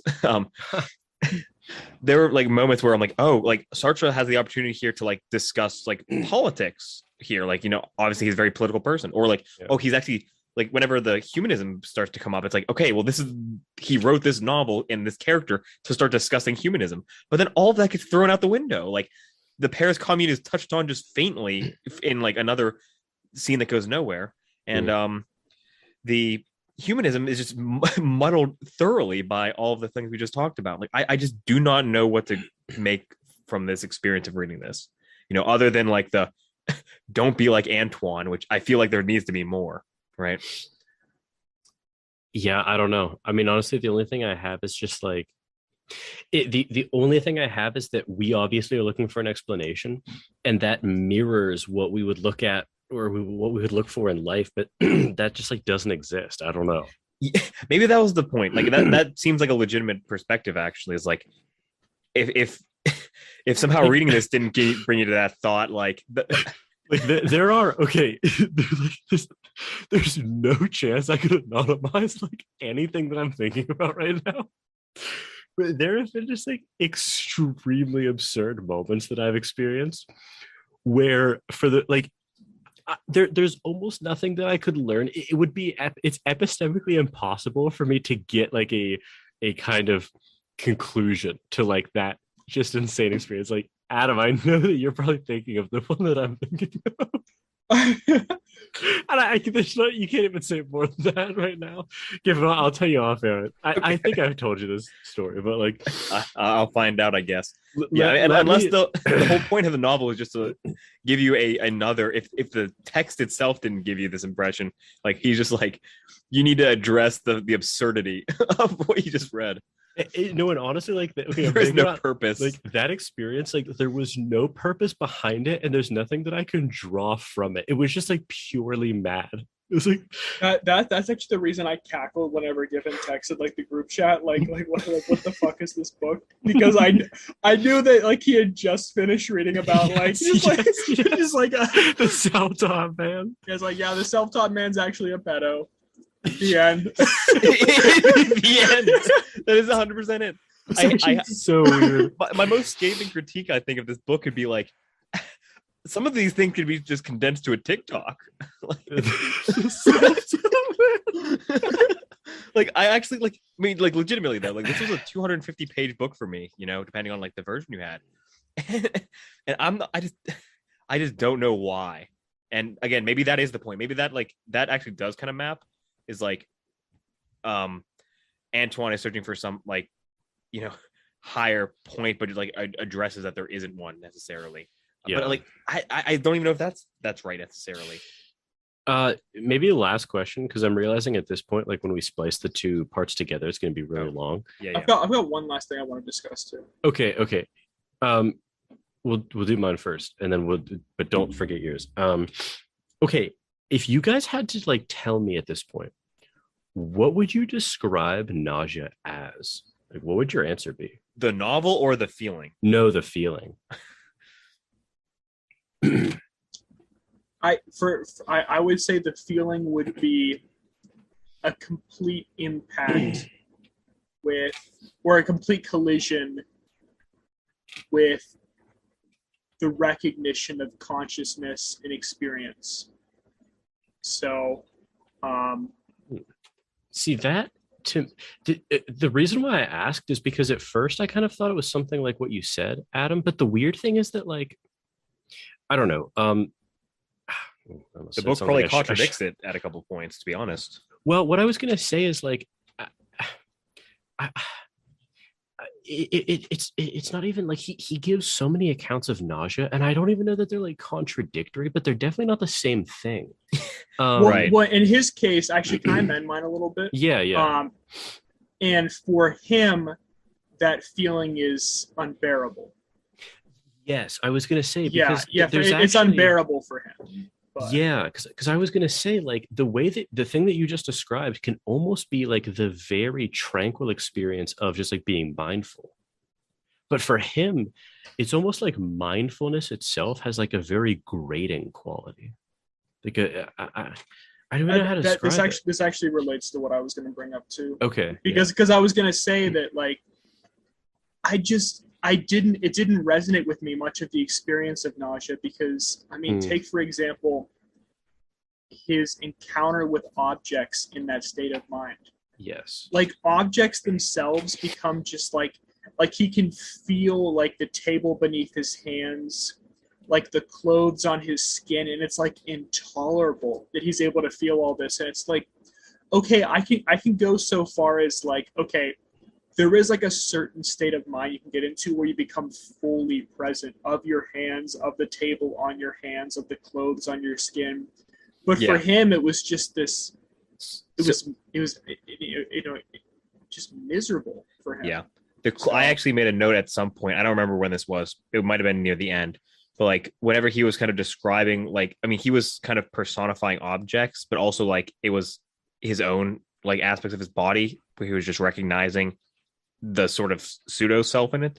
But the closest thing I could relate to, and I had a hard time relating to Antoine like throughout this entire book, but it was like almost a sense of body horror. It was like that was like it's not what nausea is, but like it's like adjacent, like right, or an aspect of nausea might be represented by body horror. Like I remember one time, like I was like feeling very like unwell, like sick, and there was like just I was very like knowledgeable about like my throat being very sore. It was like just constantly like this low ache, and it's like you don't like it is. I guess it's like an overstimulation of like mindfulness in Jordan's terms. Like is that like that's not nausea, but like that's the closest thing I could get to. It's like I don't know. But Giffin, you won't be able to relate to this unless it's in a sickness, like illness rather, way. Okay. I've been hungover before where like the next morning, or maybe it's the night of or the next morning, you like don't know if you're going to throw up or not, but you're like extremely nauseous and it's a horrible feeling. And I wonder if there's a connection between like the physical sensation of nausea and his psychological one, where like the feeling of nausea is almost one where it's just like, oh, you're kind of like, oh, I could throw up right now. And it's like this terrible feeling of just like, is this going to happen? Like, is it not? It's just like, just you're like very focused on it for like periods of time, right? Until there's a resolution. And I'm wondering if he's got like kind of a psychologically analogous perspective there, where he's always in this like, he's like always like just edging, where it's just like something could happen, but like but he's got to be the thing to make it happen, but he doesn't want to be, but like he wants the thing to happen.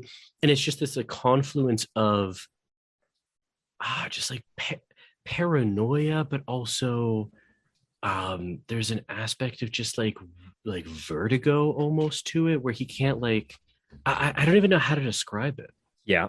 I think part of my problem with like the definition in this book, and maybe upon like a reread it would be much more clear, but I mean, I almost kind of go back to like my original definition a little bit, just because like there are points in which he places himself in situations where he expects the nausea to come and he's almost looking forward to it.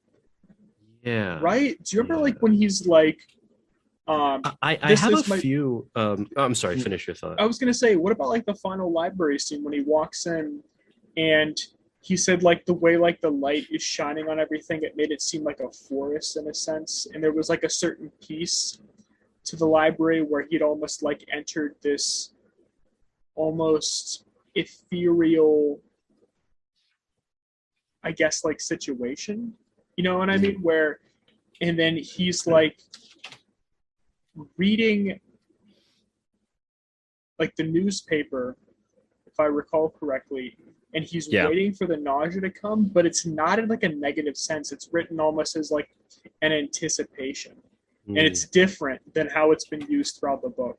So I'm like, no, I agree. Like the nausea is super inconsistent because he seems to be suffering from other like kind of psychological conditions or like sufferings that he distinguishes from nausea, but then at other times it characterizes the nausea. Like I was just very unclear on what that was.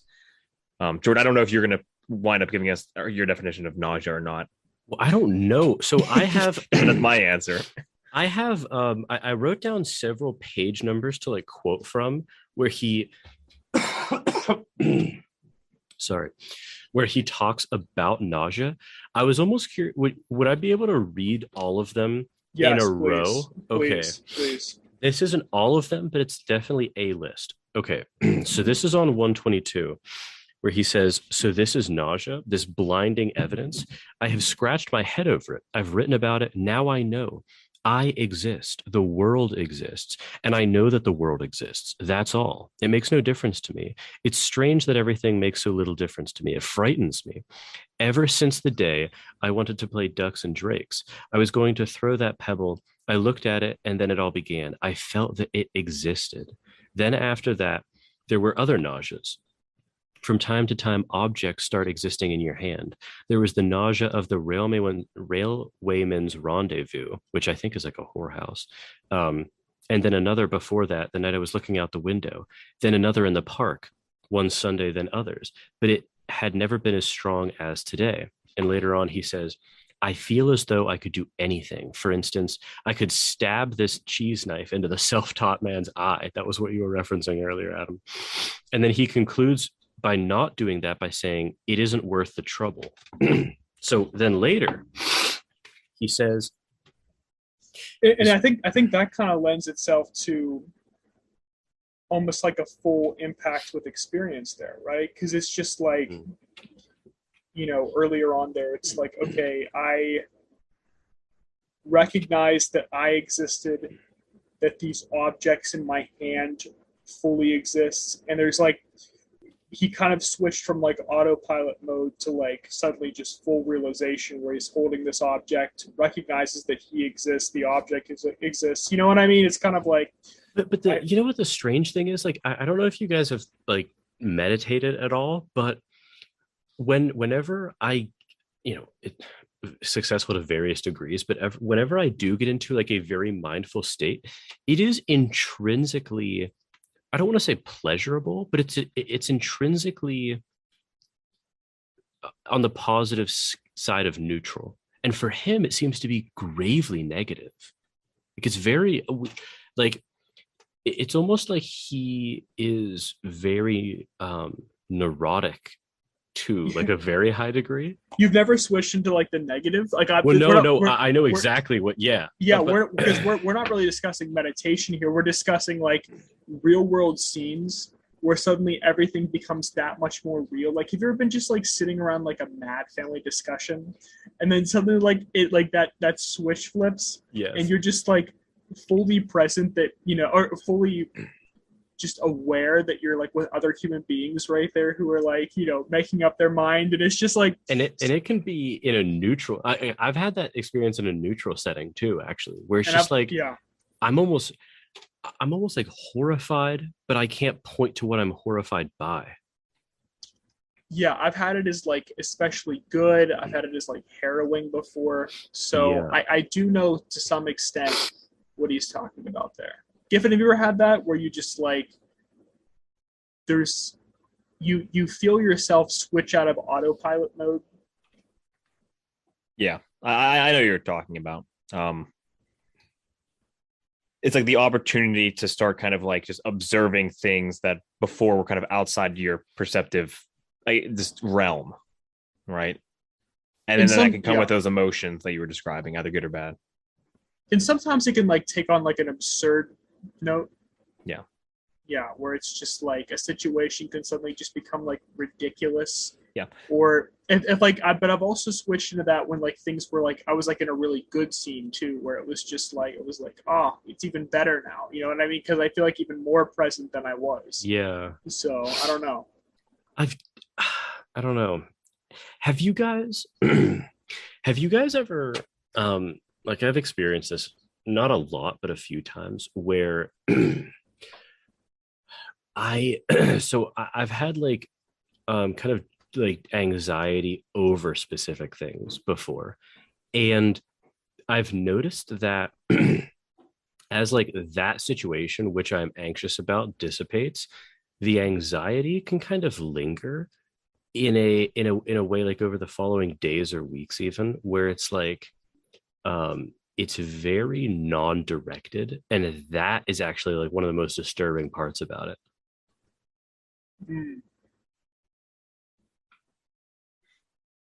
Yes, I can recall an instance in my life. Yeah. It's miserable. Yeah, it's horrible. It's horrible.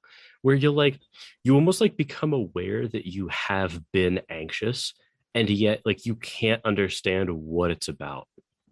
That's I don't think that's not defining nausea, but that seems to almost be an aspect of it.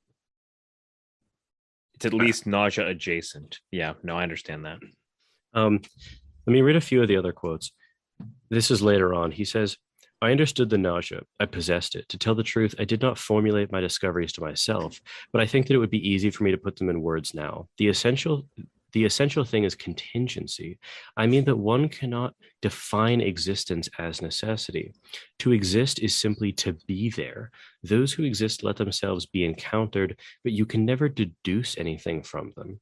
I believe there are people who have understood this, only they tried to overcome this contingency by inventing a necessary causal being. That actually made me think of Bishop Berkeley. Was an idealist. Like he believed that he there was like that phrase in Latin, percipi est. So I can't remember it, but it translates to perceive is to like cause or something like that, or I don't remember the exact translation, but that was his entire like I think Sartre was actually referencing him there. His idea was that like God was the thing that had to always be perceived. What are you laughing about? just Giffin's reaction to what did I do? It was quite funny actually, because like Giffin was like listening like attentively, just like he's like, okay, so like here's like the essence of like nausea. He's like, it's contingency. Giffin's like, unbelievable. Just like no, you're right. Just more word salad. Just like the essence is more word salad. It's like, oh my god. Yeah. So in his description, he just introduces several new terms, which like with vague meaning. Very fair. Yeah. And it just made so much worse by the fact that he's like so determined. He's like, I've done it, and it's like, yeah, you're not giving me a new tossed salad. No, just like the full arc of Giffin's expressions there, where it was like eager interest, and then just here's like it's contingency, just like that could be interpreted like 50 more ways. Of it's like course. We're trying to nail down this definition, and it's like, what a poor revelation there. Yeah. No, I don't even know. Like how that didn't perfectly relate to like previous experiences of nausea. I know, like, it just doesn't make any sense. Yeah, I almost wonder if like his inability to. I wonder if like that's a part of the nausea too. Is like his inability to define it. It's like, you know how honestly, oh like, gosh. dude, stuff is worse when you like can't share it with other people. Do you know what I mean? Like, I wonder if that's even like an aspect of this. There's dread to the like if you can't articulate, but you feel like deep, disgust or emotion. But then like that is almost betrayed by the fact that he seems to have reconciled with like his understanding of it. He declares like, I understand it finally. I mean, we don't understand it. Well, at least I certainly don't after reading that. But like, it's like an you think it is in the beginning, certainly, because like he kind of is like, I think he says he starts writing to begin with to identify what he's feeling. Right? He has no clue. So that seems to characterize nausea as like that's like part of it. Because he gives a name to it, but like he obviously doesn't fully characterize it. But then here he is like, finally, and then it's still nothing. And I think you're reading from like the section where he's talking about like the root, right? Where he's like observing the roots. Yes, the black claw from the earth. That heinous thing. Where it's like it's absurd on its own, but in the context, because he was talking about context too. So like in the context of like being attached to like this stump in the park, like it's like less so, and it's like, well, yeah, like I just like just like, you know what I mean? But it was like I really wasn't sure what like the revelation in that section was. Here's what I had trouble with that. I kind of read into it what I thought was the point, which is like there's no inherent meaning, right, to existence.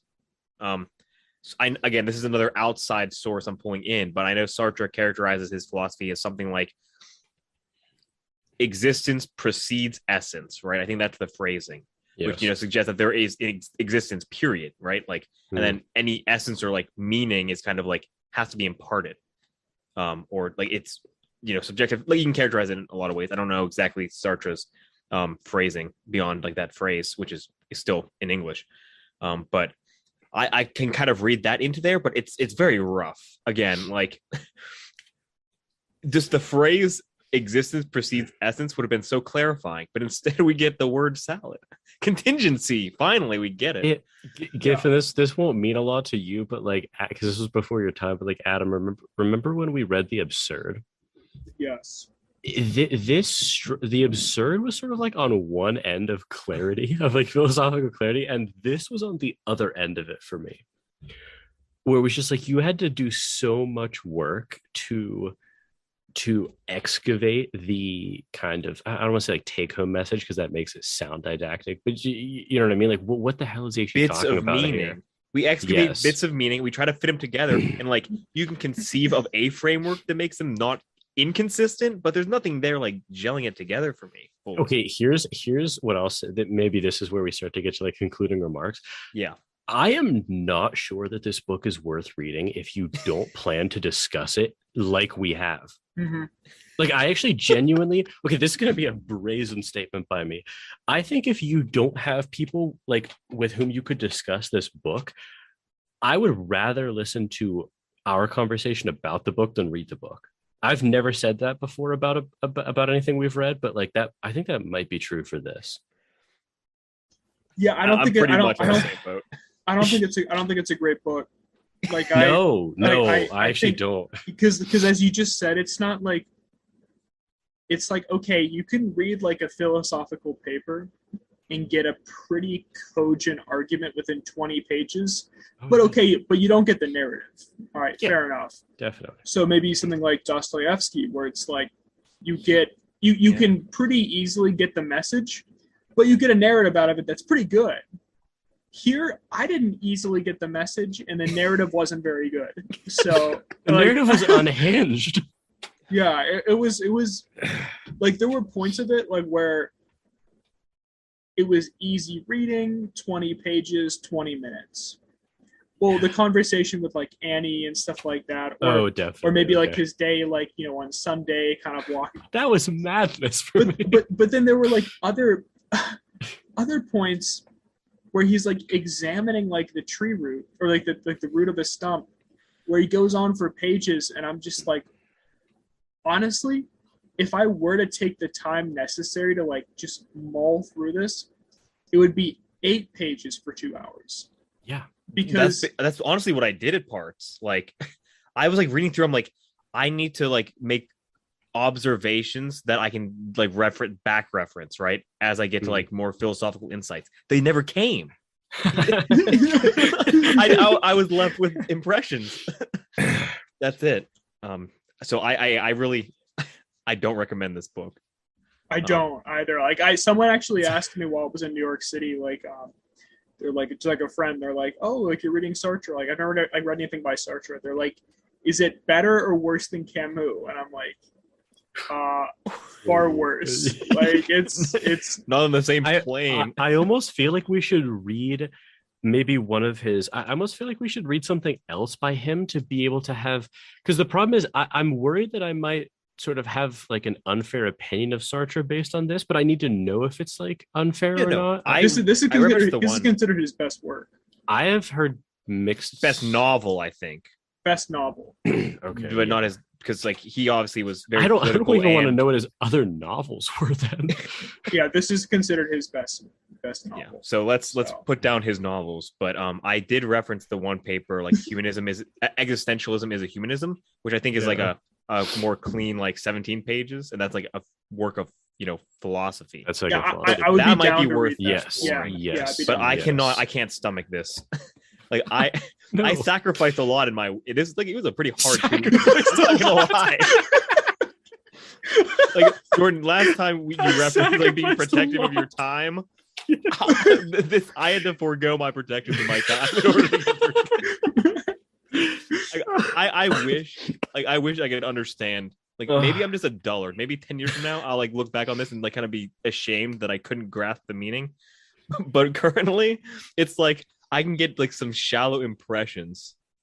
And that's basically it. Oh yeah. I actually did want to make one last reference to the very end. Because I know we basically described it as the autodidact is a pedophile at the end. But actually, like at the very, like literally the last page on my book, he kind of like plays with the idea that writing a book might be worth something, but then like it ends almost immediately. Like it is like the second to last paragraph where he kind of like the thought occurred to him that writing a book, a novel, would like actually like help him live.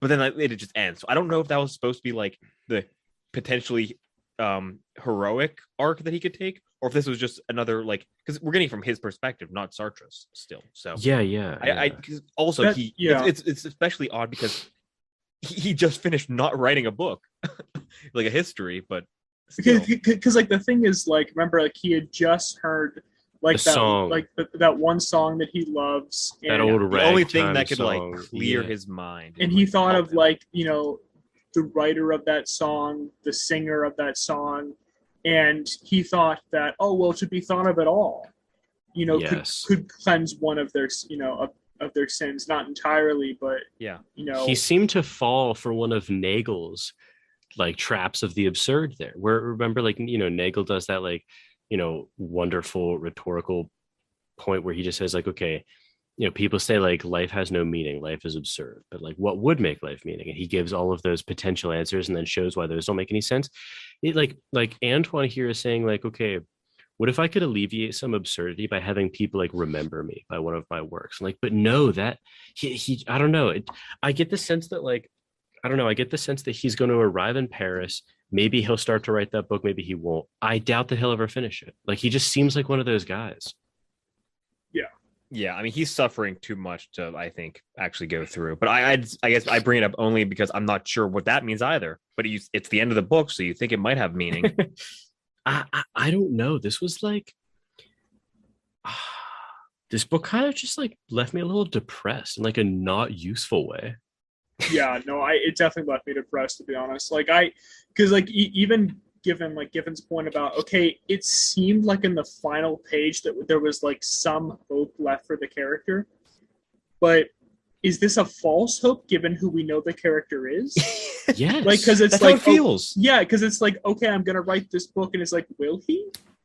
Like, we just like, you know what I mean? him like, kind of like go through the motions of writing this book throughout 200 pages. I don't trust this man.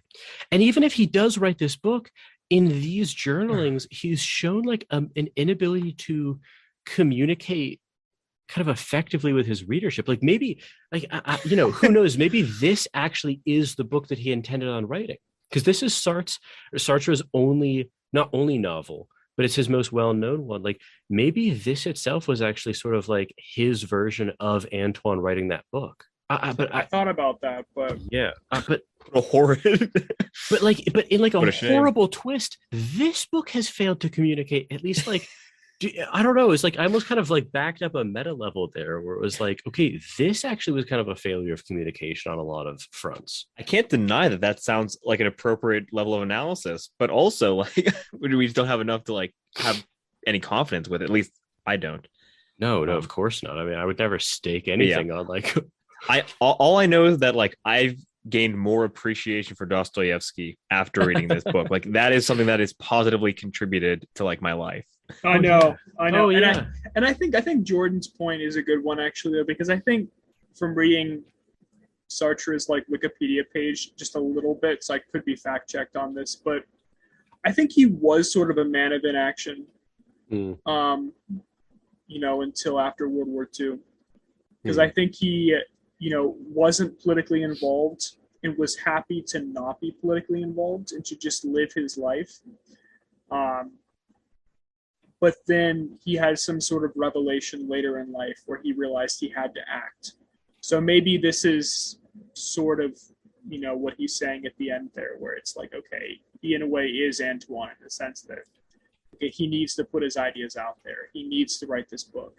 Yeah. You know? I mean, once again, that seems plausible, but also like it's just like one of many webbings we can kind of construct that isn't inconsistent, but like, I mean, I don't know enough about Sartre to say if like he's supposed to be Antoine here, or if this is like, this might be like, I'm not sure, his villain in his mind, you know, like, it's just unclear to me.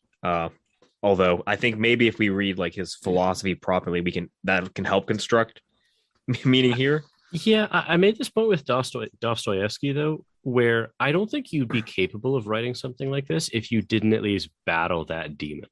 You know what I mean? That's true.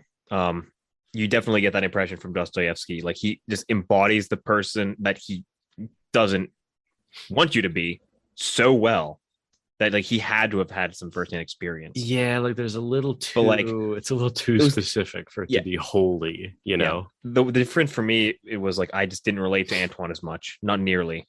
It was much harder, and I don't know if that's just like the ill-defined nausea, or like, you know, I haven't really suffered from like depression, or like the depression adjacent that self-loathing that he feels.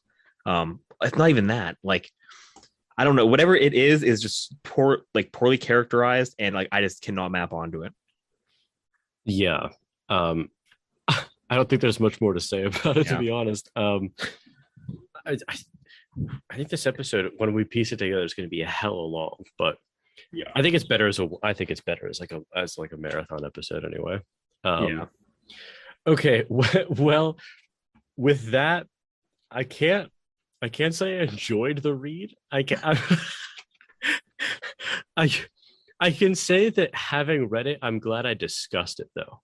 Yes, it would be like a horror to have read this but not discussed it. No, I would either be furious, or like fallen into a hole. Like, and honestly, like any catharsis derived from reading this was strictly from being able to vent about it. Yeah, honestly, like if I did not have someone to communicate with this, like it would not be good. No, it'd be bad. It would not be good. It would have a deleterious effect on my mental health. I know. That was my perspective too. Like after finishing this, I'm like, I kind of want to get it out. Depressing. Yeah, that was a depressing read. Oh my god. Yes, and you know, Dostoevsky didn't present like a very positive picture, but at least there was enjoyment to be had while doing it, and at the end, like it was a mixed kind of like perspective. But this is just like this is just suffering. No, this was horrible. Like I remember I finished reading it like early this afternoon, and I finished it and with horror realized that I had like 4 hours until the podcast started. So I was like, oh, I just went on a run. Like I just had to kind of like shake it off almost. I finished like a half hour before we started. Whenever I texted the group, I was in panic. And also like at the end of like the Underground Man, or Notes from Underground, I mean. Yeah. It's like there was like this juxtaposition between Liza, who was like honestly honorable in her own right, and the Underground Man, versus like this book where like there were like no honorable characters. There's no hero. There's the only chance was the self-taught man. The least honorable. I mean, like honestly though, who does that leave after that? Like the woman who plays the song for him, like the Corsican. Like the Corsican is the hero of the novel. Honestly, he appears on like 2.5 pages, and he's the hero of the novel.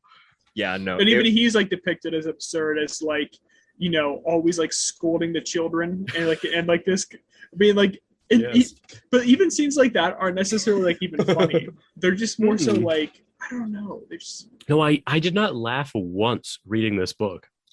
Yeah, it's like I laughed many times at Notes from Underground. Notes from Underground was funny. Hilarious, but insightful. This was miserable. No, this was like absurd. Like it was like, okay, even like the flashing scene, like describing the young 10-year-old girl as like rat-faced and wicked, like, you know what I mean? Like it's just like, that's not funny. Like I don't know what was This is awful. That's horrible. Like the descriptions of the man like in the fog. I mean, it's like disturbing. It's like it was very disturbing. It's like almost something out of like a nightmare. So I really hope, because I know Sartre is one of the most famous individuals of all time. Right, like this is like the number one. I mean, not even beyond existentialism, because he was very political too. Like he is just like one of the most famous French figures of all time. He won the Nobel Prize in Literature. I hope not for this. I am desperate to understand. In 1964, I think. Please tell me it wasn't for Nausea. Oh dear God. Dollars over there in the Nobel Institute. Well, when was Nausea written? I mean, in the 30s, 38. I believe our original copy was from 1938. 1938. Then yeah, it was definitely for Nausea and other books, because in some sense, because it's it not didn't for invalidate the prize, because it's not like for like a specific book, the Nobel Prize. It's for like contribution. Yeah. So yeah. I just desperately want to understand why he. I mean, if this is my first impression, I'd put the book down like this is probably a half-disturbed individual at least, and then I would never touch him again. Honestly, dude, I think this would be one of those books where I would not have actually finished it. Like if we were, 100%. I probably would have put it down at page like, I don't know, 50. I would have been like, this is just weird. Yeah, I mean, earlier. I would have put it down after like the not even complete first part. I made it 40 pages out of 250. Like I got the gist. Like, come on. I mean, I can just consume a couple TikToks and get the gist. All right. Well, we've opined about it enough at this point. I don't know what we'll do next, but we'll definitely continue the series on existentialism. So tune in next time for hopefully a better read. Well, I hope you enjoyed that episode of Plato's Cave. I always enjoy discussing topics with these two guys. So if you want to support the show in any way, you can do so simply by sharing it. I'm hoping to get this show out to more people. And so if you want to share it on Twitter or social media, that would really help me. You can also rate it on Apple Podcasts, like this video if you're watching on YouTube, or subscribe via Apple Podcasts or an RSS feed. You can also discuss it on your own show and link back to my website, or you can connect me with recommended guests or topics to cover. You can get in contact with me at platoscavepodcast@gmail.com. Follow me on Twitter at Jordan_C_Myers, and I now have a website for my philosophy endeavors at jordanmyers.org. If you want to know a little bit more about me and my fellow co-hosts, as I said in the introduction, I'm a master's student in philosophy at the University of Houston. I did my undergrad at the University of Pittsburgh, where I studied mechanical engineering and philosophy, and now that I'm back at school, I'm hoping to more closely study moral responsibility, free will, ethics, epistemology, and moral psychology. Those are topics that I was introduced to and got really interested in my undergrad work. So Adam and Giffin accompanied me on this show, and Adam is one of my oldest friends. We actually met in kindergarten, and we've been interested in philosophical topics for as long as we can remember, and in a lot of ways it's been the basis of our friendship. Adam studied chemistry and biology at Cornell, and he is currently working at a law firm. And he's especially interested in moral responsibility as well, but also law, religion, and free will. Giffin is also one of my oldest friends, and we've been friends since elementary school as well. Giffin studied biology and economics at RPI, and now he works in human health research. He believes that there's very interesting overlap between both of his fields of study and philosophy, and he's particularly interested in exploring political philosophy. So this series was right up his alley. And with all of that information, again, I hope that you enjoyed this episode, and I hope that you get in contact with me or follow my work in any way that you deem reasonable to do. So with that, thank you for listening.